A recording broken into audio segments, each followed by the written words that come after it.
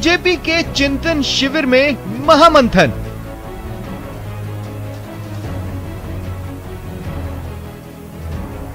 – 2023 में सत्ता प्राप्ति की रणनीति पर चिंतन।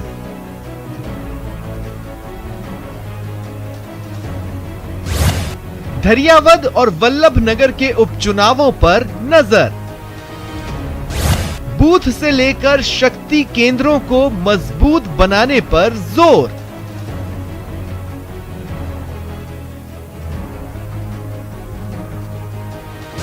गुटबाजी के आरोपों से बाहर निकलकर जीत के रोड मैप पर चर्चा।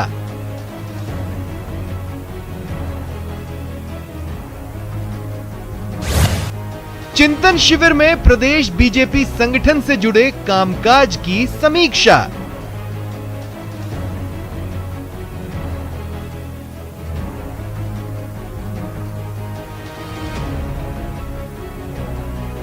चुनाव, चिंता और चिंतन। नमस्कार, बहुत स्वागत है आपका। प्राइम डिबेट देख रहे हैं आप, आपके साथ में जेपी शर्मा। भाजपा की समृद्ध की जुगत में मंथन कर रही है। ये कोई दबी छुपी बात नहीं है, लेकिन 2023 का युद्ध अभी दूर है और आरोप लगते रहते हैं कि उस युद्ध से बड़ी चुनौती भाजपा का गृह युद्ध है। पार्टी से हमेशा से खारिज करती रही है, राजनीतिक दल यही करते हैं। कांग्रेस भी गुटबाजी को हमेशा से नकारती रही है। बहरहाल उपचुनाव वाले इलाके में जाकर मंथन करने का मतलब समझा ही जा सकता है कि भाजपा धरियावद और वल्लभनगर के उपचुनाव को कितना गंभीरता से ले रही है। गत दिनों हुए 3 सीटों के उपचुनाव में भाजपा को अपनी एक सीट बचाकर ही संतोष करना पड़ा था। इस बार बाजी जीतने की पुरजोर कोशिश है और 2023 पर नजर है। तो आज इन सवालों पर प्राइम डिबेट में बहस होगी कि चिंतन शिविर भाजपा को कितनी मजबूती देगा।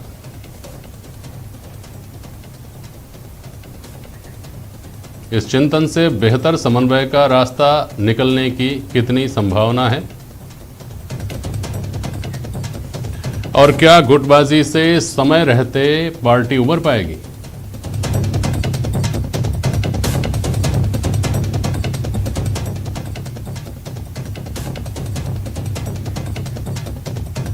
डॉक्टर वरुण पुरोहित हैं हमारे साथ स्टूडियो में। आप कांग्रेस विचारक हैं। डॉक्टर मुकेश पारिक साहब हैं भारतीय जनता पार्टी के प्रवक्ता, और एसपी मित्तल साहब हमारे साथ जुड़ रहे हैं, वरिष्ठ पत्रकार। बहुत स्वागत मैं आप सभी का करता हूं।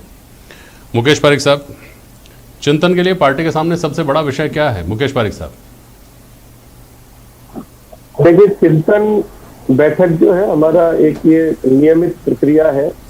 हमारे राष्ट्रीय संगठन महामंत्री और हमारे प्रदेश के प्रभारी, हमारे जो यहाँ के प्रदेश के पदाधिकारी हैं, चुनिंदा वरिष्ठ कार्यकर्ता हैं, उनके साथ ये बैठक करके भारतीय जनता पार्टी क्योंकि कार्यकर्ताओं की पार्टी है और कार्यकर्ताओं का सीधा जुड़ाव हमेशा जनता से हमारा बना रहता है। केंद्र सरकार जो जनहित की जो योजनाएं ला रही है, जो केंद्र की जितनी नीतियां हैं, जनहित में से जुड़े हुए जो भी योजनाएं हैं, उनको घर घर तक पहुंचे। उस पहुंचने के लिए किस प्रकार से पार्टी के कार्यकर्ताओं को काम करना चाहिए। साथ ही साथ जो कांग्रेस सरकार की नाकामियां हैं, जिस प्रकार से राजस्थान प्रदेश में कांग्रेस की सरकार ने अपना जो प्रदर्शन किया है, चाहे वो किसानों के वादों की बात हो, चाहे युवाओं को बेरोजगारी भत्ता देने की बात हो, चाहे और जो भी ये मोर्चे रहे हैं, सिर्फ अपनी कुर्सी बचाने के लिए अपने आंतरिक कलह में जूझती हुई ये पार्टी नजर आ रही है। लॉ एंड ऑर्डर जिस प्रकार से राजस्थान में बिगड़ रहा है, कोई दिन ऐसा नहीं होता है जिस दिन कोई ऐसी बड़ी घटना नहीं हो जो हमारे राजस्थान को शर्मसार नहीं करती हो।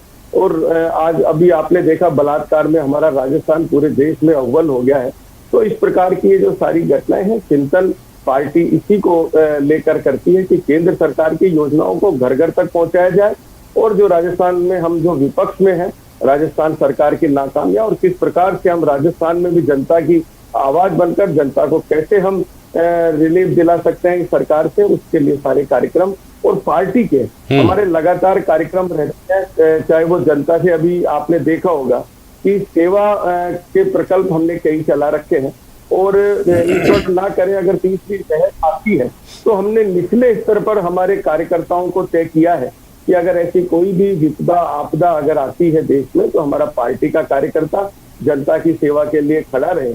और भी संगठन के बहुत सारे कार्यक्रम होते हैं जो हमारे लगातार चलते हैं। इन सब चीजों का चिंतन इस चिंतन शिविर में किया जाता है। बहुत अच्छी बात है। सारी बातों का समावेश करके सके और ये किया। आप ये कर रहे हैं, बहुत अच्छी बात है। चिंतन कर रहे हैं आप कांग्रेस के ऊपर, कांग्रेस सरकार की नीतियों पे और सरकार के फेल्योर पर। चिंता भी कर रहे हैं किसी बात की? आपकी पार्टी के अंदर जो चिंता की बातें हैं उन पर भी विचार हो रहा है क्या मुकेश जी, या कोई चिंता की बात नहीं है? हमारे पार्टी के अंदर कोई चिंता की बात नहीं है। पार्टी एक मुखी है और पार्टी का कार्यकर्ता, जो हमारी पार्टी कार्यकर्ता आधारित पार्टी है, हमारा कार्यकर्ताओं के दम पर हम चुनाव लड़ते हैं, जनता की सेवा के आधार पर हम वोट मांगने जाते हैं। हमारे देश में जो आज विश्व के सब में लोकप्रिय नेता जिनका नेतृत्व हमको मिला हुआ है नरेंद्र जी मोदी का, ऐसे इस देश में प्रधानमंत्री है, इन सब चीजों का एक समावेश इस भारतीय जनता पार्टी में दुनिया के सब में ज्यादा सदस्यों वाली सब में बड़ी पार्टी है।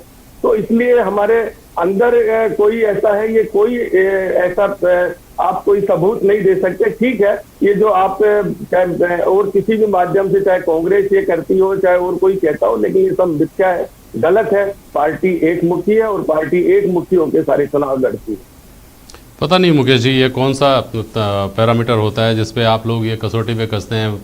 वरुण पुरोहित की पार्टी ये कहती है कि भारतीय जनता पार्टी में फूट है, बिखराव है। आप ये कहते हैं कि हमारे यहाँ नहीं है, कांग्रेस में है फूट और बिखराव। तो देखिए, एक फर्क है जेपी जी, आपको ये जरूर बार बार ये विषय आता है, आपको ये अंतर अवश्य करना होगा। हम प्रमाण देते हैं, हम तथ्य देते हैं इनकी फूट का। इनके पास कोई प्रमाण और कोई तथ्य नहीं है हमारी फूट का। इनके प्रदेश अध्यक्ष और डिप्टी सीएम अपनी पार्टी के असंतुष्ट एमएलए को लेके होटल में चले जाते हैं। इससे बड़ा कोई प्रमाण इस पार्टी का नहीं हो सकता। इनका आप पंजाब देख लीजिए, मैं तो खाली और देश के और हिस्सों की बात नहीं करता।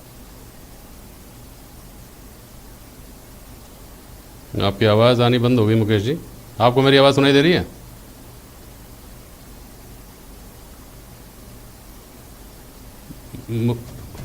मुकेश पारिक साहब को फिर से जोड़ने की कोशिश करेंगे।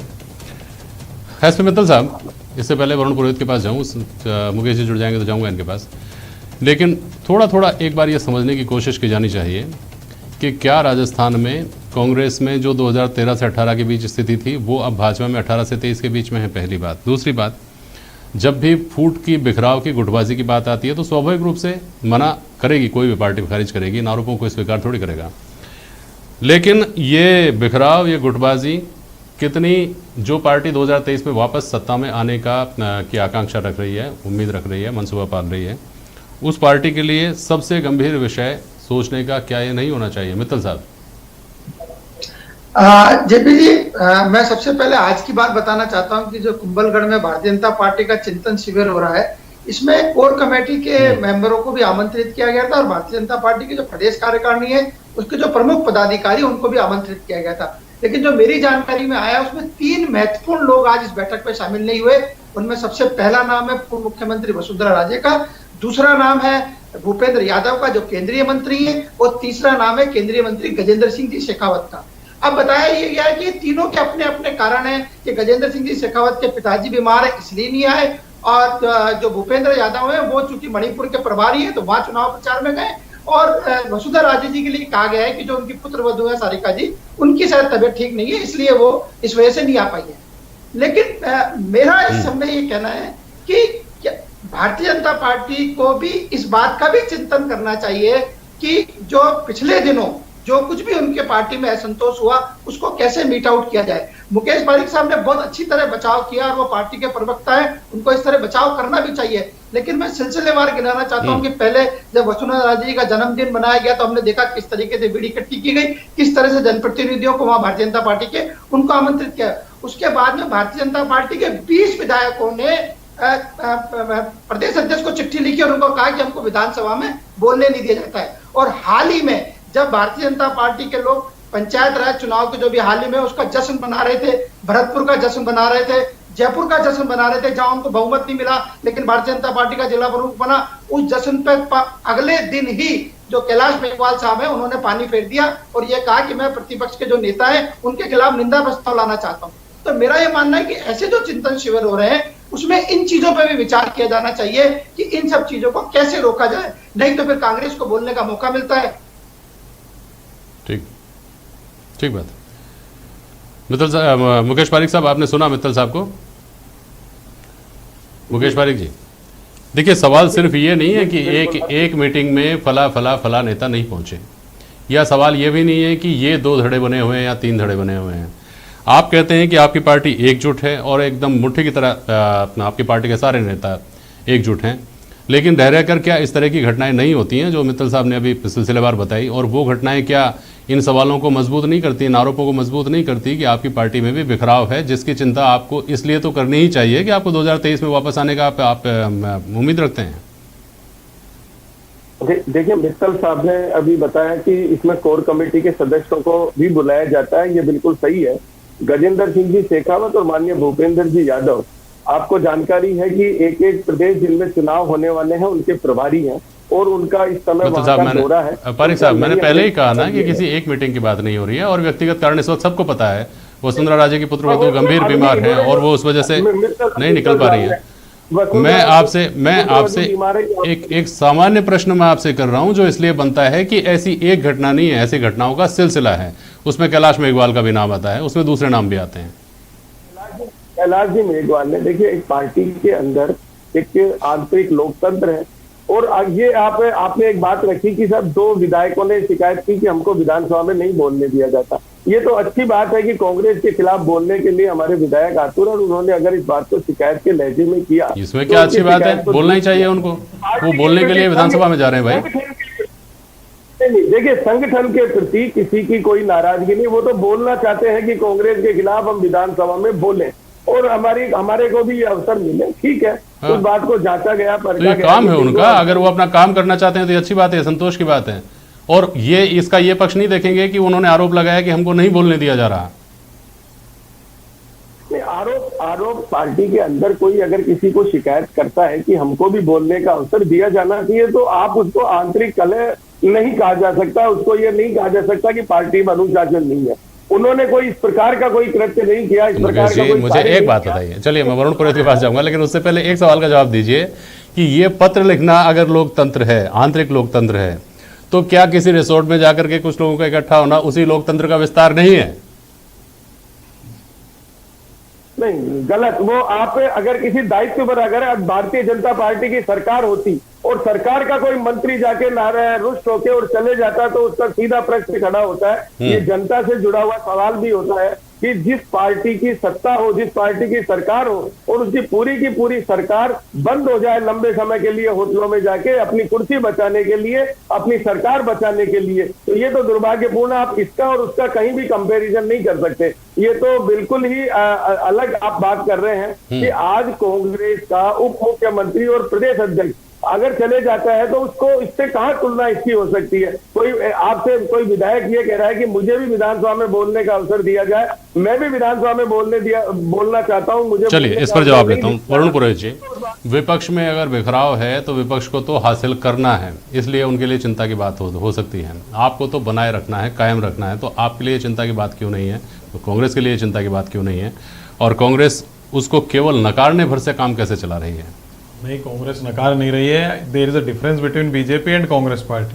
कांग्रेस कभी भी अपनी गलतियों को छुपाती नहीं है, एक्सेप्ट करने के लिए हमेशा तैयार रहती है। आप देखिए, पंचमढ़ी सेशन हुआ था मध्य प्रदेश में, आपको तो ध्यान होगा कितने साल पहले, अगर उसकी सिफारिशें, रिकमेंडेशन इंप्लीमेंट हो जाती तो कांग्रेस का आज ये हाल नहीं होता। मैं इनकी जैसे नहीं करता, नहीं, अब ये चिंता है, इनका चिंतन शिविर नहीं, आपने सही टॉपिक दिया, चिंता शिविर है। इनको चिंता इस बात की हो रही है कांग्रेस में लड़ाई है, ये डेमोक्रेसी को समझते नहीं है। क्योंकि आप देखिए, कांग्रेस के पूरा देश कांग्रेस में है आज। कांग्रेस की पेरेंट बॉडी अगर कमजोर है, लेकिन आप जितनी भी क्षेत्रीय दल देखोगे वो सब कांग्रेस के नाम से, बीजेपी कांग्रेस युक्त हो गई, छोटी छोटी पार्टियां कांग्रेस युक्त हो गई। अगर इनके पास ही खुद के नेता हैं, खुद के कार्यकर्ता इन्होंने नेता बनाए, तो कांग्रेस के नेताओं को ले जाने की क्या जरूरत है भाई? इसलिए मैं आपको कह रहा हूं, there is a difference between Congress and BJP. नहीं, ये बात मुझे थोड़ा समझाइए आपकी, कैसे कांग्रेस बीजेपी ने कांग्रेस के नेता नहीं तोड़े? आपके कुल 52 तो सांसद हैं, उनमें 6 सांसद भाजपा से सीधे जीत कर गए हैं, बाकी 46 सांसद दूसरी पार्टियों से लड़कर आए हैं। बॉडी कमजोर और चिंतन शिविर की आवश्यकता तो कांग्रेस को कहीं ज्यादा महसूस करनी चाहिए। यही तो कहा, पंचमढ़ी सेशन की इंप्लीमेंट हो जाती तो आज कांग्रेस की स्थिति हो जाती, हो गया। फिर भी कांग्रेस की सेंट्रल स्थिति जो है, और आज 23 साल हो गए पंचमढ़ी को।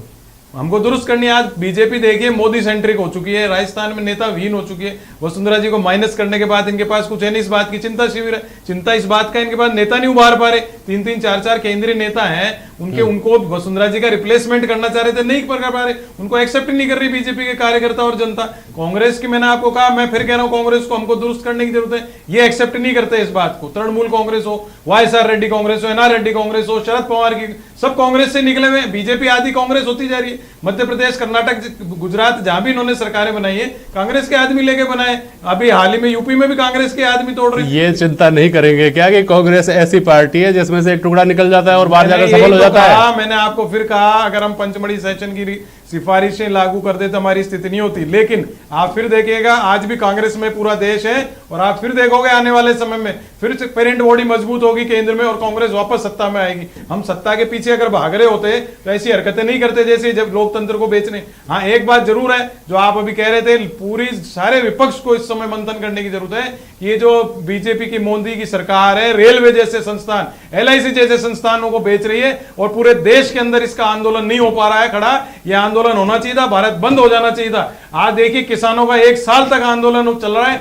लेकिन पूरे देश को बंद नहीं करा पा रहा विपक्ष। ये विपक्ष की विफलता है। विपक्ष को मंथन करने की जरूरत है, चिंतन करने की जरूरत है कि 138 करोड़ के देश में मोदी जी की सरकार पूरे देश को बेचने में लगी है और आज हमारे देश के अंदर आग नहीं लग रही। ये बहुत बड़ी समस्या है, इसके लिए पूरे देश को चिंता करने की जरूरत है। कांग्रेस कभी भी अपनी कोई भी कमियों को छुपाती नहीं है, हम एक्सेप्ट करते हैं, ये लोग एक्सेप्ट नहीं करते। हमारी पुलिस या पार्टी नहीं है, डेमोक्रेटिक फोरम है। हमारे G23 भी बन गया तो भी आज पार्टी के अंदर है, इनके अंदर आज G23 बन सकता है क्या? आप बताइए, इनकी पार्टी में मोदी जी के खिलाफ ये बोल के पार्टी में कोई रह सकता है क्या? आज अगर एक जना भी मोदी जी के खिलाफ बोल दे, 24 घंटे के अंदर उसके ईडी के छापे पड़ जाए, इनकम टैक्स के छापे पड़ जाए, पार्टी से बाहर कर दिया जाए। सुनिए मुकेश पारीक जी, जो वरुण पुरोहित ने कहा कि देश भर में कोई बड़ा आंदोलन खड़ा नहीं कर पा रहा है विपक्ष, आप बार बार कहते हैं कि सरकार ये तो जुगाड़ की सरकार है, बड़ी मुश्किल से सरकार चल रही है। ऐसी कथित आपकी जो जुगाड़ की सरकार है, उसके खिलाफ भी 2.5 साल में आप कौन सा बड़ा आंदोलन खड़ा कर पाए? बहुत संक्षेप में बोलिएगा, समय बहुत कम बचा है। बिल्कुल, ये कोविड के जो 2 साल के लगभग 2 साल रहे, उसमें कई सीमाएं थी, लेकिन उसके बावजूद हमने हर स्तर पर आंदोलन किए हैं। लेकिन दुर्भाग्य से सरकार गूंगी बहरी है, उसका हम कुछ नहीं कर सकते। मैं वरुण जी की एक बात संक्षेप में जवाब देना चाहूंगा। वरुण जी ने कहा कि विपक्ष आंदोलन नहीं कर पा रहा, खैर ये तो इसका जवाब तो इनको ही देना चाहिए था। लेकिन विपक्ष दुर्भाग्य से सिर्फ और सिर्फ मोदी विरोधी हो गया, मुद्दा विहीन हो गया। मुद्दा कोई है नहीं, मोदी जी के खिलाफ खूब है। रोटी रोजगार का झगड़ा हो गया, महंगाई का झगड़ा हो रहा है, लोग परेशान हो रहे हैं, सड़कों पे आगे लगे युवा। आपके प्रधानमंत्री पहली बार देश में ऐसा हुआ है, मोदी जी के जन्मदिन को बेरोजगार दिवस मनाता है पूरा देश। विपक्ष नहीं मना रहा, जनता मना रही है बेरोजगार दिवस, इसलिए आपकी चिंता हो रही है। आप क्यों नहीं बोलते भाई महंगाई के खिलाफ? आप क्यों रेलवे को बेच रहे हो, क्यों LIC को बेच रहे हो? ऐसी क्या चिंता है आपको? कैसी जल्दबाजी क्यों? आप सरकारी संस्थान बेचना चाह रहे हो? पुरोहित जी सुनिए, हाँ अपनी बात पूरी करिए मुकेश पारीक, समय बहुत कम बचा है, बोलिए। मत करिए, जनता आपके झांसे में नहीं आने वाली। पता नहीं जहां इंडिया फॉर सेल के झांसे में आएगी जनता। चलिए, ये आपके राजनीतिक आरोप हो सकते हैं, लेकिन मुकेश जी एक बात की चिंता आपको जरूर करना चाहिए। जो आप कह रहे हैं कि केंद्र की नीतियों को हम घर घर पहुंचाने का प्रयास कर रहे हैं, उस पर मंथन कर रहे हैं।